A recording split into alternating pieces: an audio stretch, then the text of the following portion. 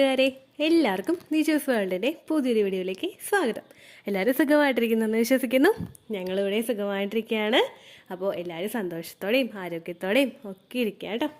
ഇന്നത്തെ വീഡിയോയിൽ ഞാൻ സംസാരിക്കുന്നത് നമ്മുടെ ചാനലിലെ ബഹുഭൂരിപക്ഷം ആളുകളും പറഞ്ഞിട്ടുള്ള എല്ലാവരും ഒരുപാട് ടെൻഷൻ ആകുന്ന ഒരു പ്രഗ്നൻസി ലക്ഷണത്തിനെ പറ്റിയിട്ടാണ്ടോ. ഈ ഒരു ലക്ഷണം നിങ്ങൾക്ക് കാണുന്നുണ്ടെങ്കിൽ ഉറപ്പായിട്ടും നിങ്ങൾ ടെൻഷൻ ആവുകയും ചെയ്യും. ഈ മാസം നിങ്ങൾക്ക് പോയി എന്ന് തന്നെ നിങ്ങൾ വിചാരിക്കുക കേട്ടോ. അപ്പോൾ ആ ലക്ഷണം എന്താണെന്ന് നമുക്ക് നോക്കാം. നിങ്ങൾക്കും ഈ ഒരു ലക്ഷണം ഉണ്ടാവുന്നുണ്ടെങ്കിൽ നിങ്ങൾക്ക് പ്രതീക്ഷയ്ക്ക് വകയുണ്ട് എന്ന് നിങ്ങൾക്ക് ഉറപ്പിക്കാനായിട്ട് സാധിക്കും കേട്ടോ. അപ്പോൾ നമുക്ക് വീഡിയോ സ്റ്റാർട്ട് ചെയ്യാം. തുടക്കത്തിൽ തന്നെ പറയട്ടെ, പ്രഗ്നന്റ് ആകുന്ന എല്ലാ സ്ത്രീകൾക്കും എല്ലാ പ്രഗ്നൻസി ലക്ഷണങ്ങളും ഉണ്ടാകണമെന്നില്ല. നമ്മുടെ ചാനലിൽ ഓൾമോസ്റ്റ് ഒരുപാട് പ്രഗ്നൻസി ലക്ഷണത്തിനെ പറ്റിയിട്ട് വീഡിയോസ് ചെയ്തിട്ടുണ്ട്. അത് കാണുവാനായിട്ട് നമ്മുടെ ചാനൽ വിസിറ്റ് ചെയ്തിട്ട് ഏർലി പ്രഗ്നൻസി സിംറ്റംസ് എന്നൊരു പ്ലേലിസ്റ്റ് നോക്കിക്കഴിഞ്ഞാൽ നിങ്ങൾക്ക് വീഡിയോസ് ലഭിക്കുന്നതായിരിക്കും കേട്ടോ. ഒരുപാട് പ്രഗ്നൻസി ലക്ഷണത്തിനെ പറ്റിയിട്ട് വീഡിയോസ് ചെയ്തിട്ടുള്ളത് കൊണ്ട് ഒരുപാട് നിങ്ങൾ കണ്ട് കൺഫ്യൂസ്ഡ് ആകാതിരിക്കുക. കാരണം ഓരോ സ്ത്രീകൾക്കും പ്രഗ്നൻസി ലക്ഷണങ്ങൾ ഡിഫറെൻ്റ് ആണ്. ഒരു സ്ത്രീക്ക് ഫസ്റ്റ് പ്രഗ്നൻസിയിൽ ഉണ്ടാകുന്ന ലക്ഷണമായിരിക്കില്ല സെക്കൻഡ് പ്രഗ്നൻസിയിൽ ഉണ്ടാകുന്നത് കേട്ടോ.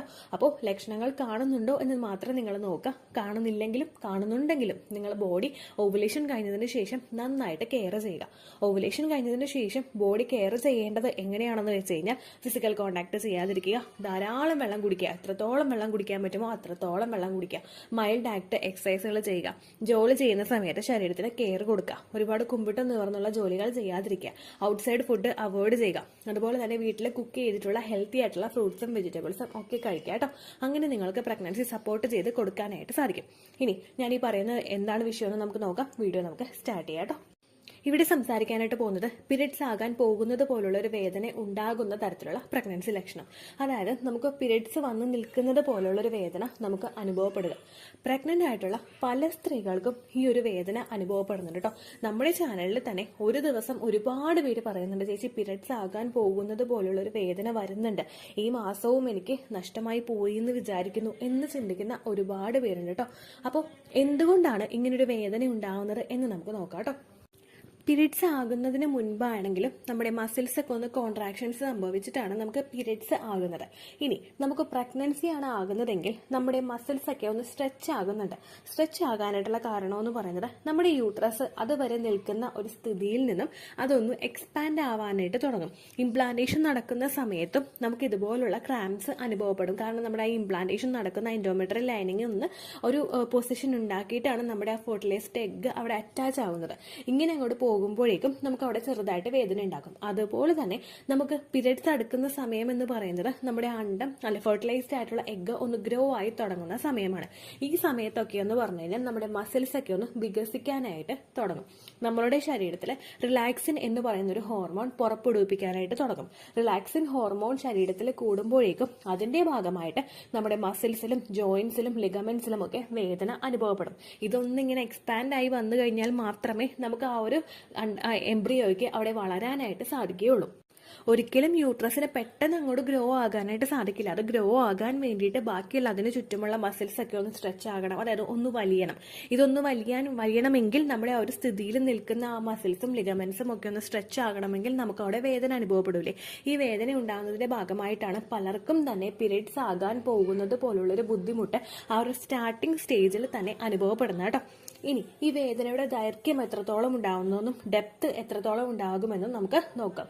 ഈ പീരിയഡ്സ് ആകാൻ പോകുന്നത് പോലെ നമുക്കുണ്ടാവുന്ന പ്രഗ്നൻസിയുടെ ആ ഒരു ലക്ഷണം ഒരിക്കലും നമുക്കുണ്ടാകുന്ന ഹെവി ആയിട്ടുള്ള ബ്ലീഡിംഗ് ആയിരിക്കില്ല. ഹെവി ആയിട്ടുള്ള ക്രാംസ് ആയിരിക്കില്ല. നമുക്ക് പീരിയഡ്സിന്റെ ആ ഒരു ചെറിയൊരു ബ്ലീഡിംഗ് തുടങ്ങുന്ന ഒരു സമയം ഉണ്ടാവുമല്ലോ. ഈ ബ്ലീഡിംഗ് തുടങ്ങുന്ന സമയത്ത് നമുക്കുണ്ടാകുന്ന വളരെ ചെറിയൊരു വേദനയായിരിക്കും പ്രഗ്നൻസി ആവുന്ന സമയത്ത് ഒരു സ്ത്രീക്ക് ഉണ്ടാവുന്നത്.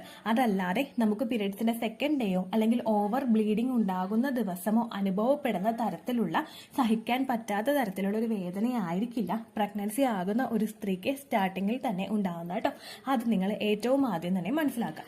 രണ്ടാമതായിട്ട് പീരിയഡ്സിന്റെ ബ്ലഡ് എവിടെയോ വന്ന് കെട്ടി നിൽക്കുന്നത് പോലുള്ളൊരു ബുദ്ധിമുട്ടും ഇറിറ്റേഷനും ഒക്കെ ആയിരിക്കും എപ്പോഴും പ്രഗ്നന്റ് ആകുന്ന ഒരു സ്ത്രീക്ക് സ്റ്റാർട്ടിംഗ് സ്റ്റേജിൽ തന്നെ ഉണ്ടാവുന്നത് കേട്ടോ. എൻ്റെ ആദ്യത്തെ പ്രഗ്നൻസിയുടെ സമയത്ത് എനിക്ക് ഏറ്റവും കൂടുതൽ ഉണ്ടായ ഒരു ബുദ്ധിമുട്ടായിരുന്നു കേട്ടോ. കാരണം എനിക്കറിയില്ല ഈ ഒരു വേദന എനിക്ക് വരുന്നത് പ്രഗ്നന്റ് ആയതുകൊണ്ടാണെന്ന്. കാരണം അതിനെപ്പറ്റി ഒരു നോളജും ആ സമയത്തില്ല. പീരിയഡ്സിലെ ബ്ലഡ് എവിടെയോ വന്ന് കെട്ടി നിൽക്കുകയാണ്, അത് ഇങ്ങോട്ട് പുറത്തേക്ക് വരുന്നില്ല. ഞാൻ അനീമിക് ആയതുകൊണ്ടാണോ എന്നൊക്കെ എനിക്ക് ഭയങ്കര ടെൻഷൻ ഉണ്ടായിരുന്നു. അങ്ങനെയുള്ള ഒരു സിംറ്റംസ് പലർക്കും ആ ഒരു പ്രഗ്നൻസി സമയത്ത് സ്റ്റാർട്ടിംഗ് സ്റ്റേജിൽ തന്നെ ഉണ്ടാവാറുണ്ട് കേട്ടോ. ഈ ഒരു സമയത്ത് പലരും ചെയ്ത് വെക്കുന്ന മറ്റൊരു ബ്ലണ്ടർ ഉണ്ട് കേട്ടോ. കാരണം പീരിയഡ്സ് ആകാൻ പോകുന്നത് പോലുള്ളൊരു വേദന വരുമ്പോഴേക്കും പലരും ഫെഡപ്പായി പോവുകയാണ്. മുഖത്ത് കുരുക്കൾ വരുമ്പോൾ അത് പ്രഗ്നൻസി അല്ല, പീരിയഡ്സ് ആണ് എന്ന് തെറ്റിദ്ധരിക്കുന്നവരുണ്ട്.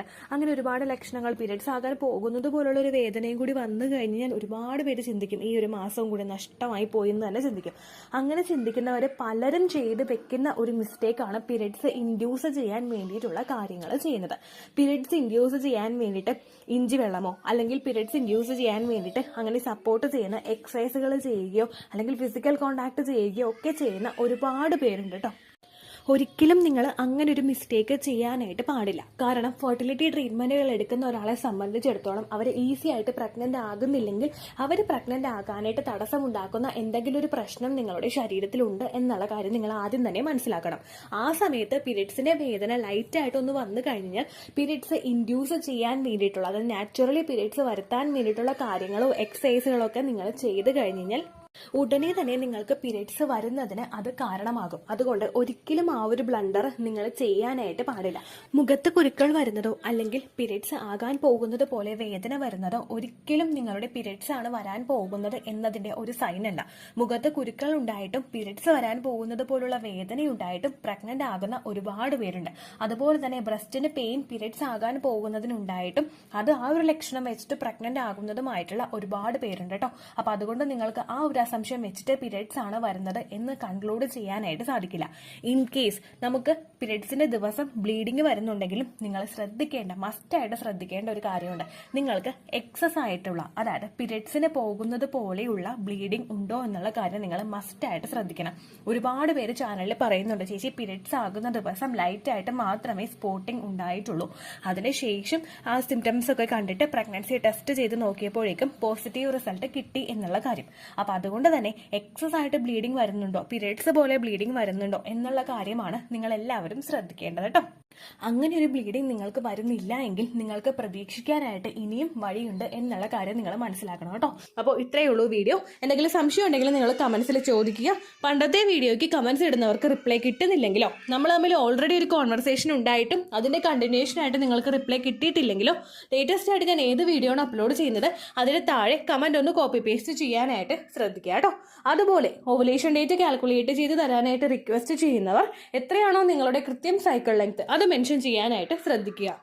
സൈക്കിൾ ലെങ്ത് എന്നതുകൊണ്ട് ഉദ്ദേശിച്ചത് ഓരോ മാസവും എത്ര ദിവസം കൂടുമ്പോഴാണോ ബ്ലീഡിങ് വരുന്നത് അതിനെയാണ് കേട്ടോ ഉദ്ദേശിച്ചത്. അതായത് ജനുവരിയിൽ നിങ്ങൾക്ക് ഒരു 1-ാം തീയതിയാണ് ബ്ലീഡിങ് വന്നതെങ്കിൽ, ഫെബ്രുവരിയിൽ നിങ്ങൾക്ക് 2-ാം തീയതിയാണ് ബ്ലീഡിങ് വരുന്നതെങ്കിൽ, ജനുവരി 1-നെ ഡേ 1 ആയിട്ടെടുത്ത് ഫെബ്രുവരി 2 വരെ എത്ര ദിവസമുണ്ടോ അത് എണ്ണി പറയുന്നതാണ് സൈക്കിൾ ലെങ്ത് എന്നതുകൊണ്ട് ഉദ്ദേശിച്ചത് കേട്ടോ. ബ്ലീഡിങ് നടന്ന ദിവസം നിങ്ങൾ എടുത്താൽ മതിയാകും. സ്പോട്ടിങ് നടന്ന ദിവസം, അതായത് ചെറുതായിട്ടുള്ള ബ്രൗൺ ഡിസ്ചാർജോ ബ്രൗൺ കളറുള്ള സ്പോട്ടിങ്ങോ വന്ന ദിവസം നിങ്ങൾ എടുക്കേണ്ട ആവശ്യം ഇല്ല കേട്ടോ.